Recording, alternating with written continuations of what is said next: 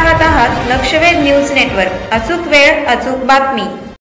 आज भारतीय जनता पार्टीचा सोलापूर पूर्व जिल्ह्याचा निवडणूक प्रमुख म्हणून मला या ठिकाणी पार्टीने जी जबाबदारी दिली त्या अनुषंगानं या ठिकाणी या तालुक्याचे नेते आदरणीय राजन मालक आणि आमचे जिल्हाध्यक्ष शशिकांत नाना यांच्या उपस्थितीमध्ये इथे असणाऱ्या नगराध्यक्ष आणि सर्व वार्डातील इच्छुक उमेदवाराच्या मुलाखती या ठिकाणी संपन्न झाल्या।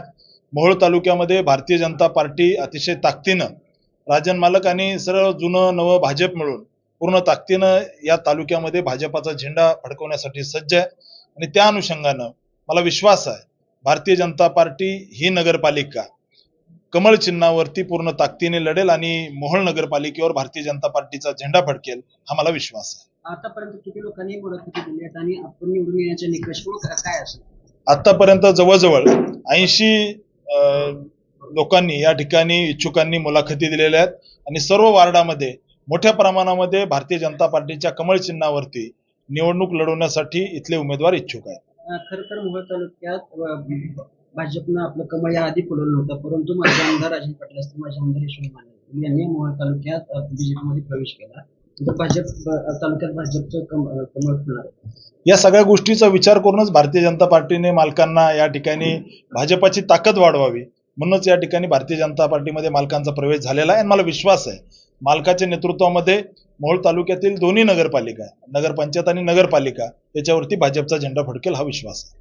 खरं तर याच्या अगोदर ती राजन पाटील यांनी सहकार राजीनामा देखील दिला होता, परंतु मंजुरी केलेलं नाही आणि त्यांना काय बढती वगैरे देणार का तेच पट्टा नाही।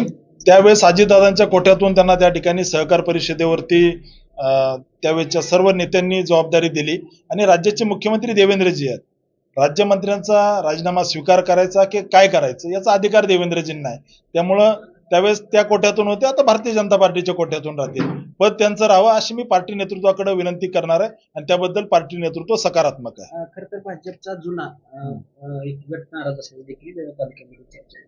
अजिबात नाही, सगळे जुने नवे क्षीरसागर फॅमिली आपल्या सोबत आहे। रमेश माने जुने भाजपचे कार्यकर्ते आहेत, विकास वाघमोरे सारखा नौका एकदम तगडा कार्यकर्ता या ठिकाणी आहे, सगळं जुनं नवं या सगळ्यांनी ठरवलंय की राजे मालकाच्या नेतृत्वात या तालुक्यात भाजप वाढवायचंय आणि मला विश्वास आहे की त्यांच्या नेतृत्वावर विश्वास ठेवून इथला त्या ठिकाणी तालुका पदाधिकाऱ्यापासून बूथ लेवलचा कार्यकर्ता मालकांसोबत राहतील आणि मालक मोठ्या मनाचे आहेत, त्यामुळे ते सगळ्यांना सोबत घेऊन या तालुक्यात भाजपाचं काम वाढवतील। अनेक बडे कुटुंबीय त्यामध्ये डोंगरी कुटुंबीय असतील ते आपल्या ते पण भाजपचे नाही, या तालुक्यामध्ये पार्टी नेतृत्वाने ठरवलेलं आहे की या ठिकाणी राजा मालकाच्या नेतृत्वात इथं भाजप वाढवायचंय, ज्यांना ज्यांना मालकांचं नेतृत्व मान्य आहे त्यांनी सगळ्यांनी सोबत यावं अशी माझी विनंती आहे।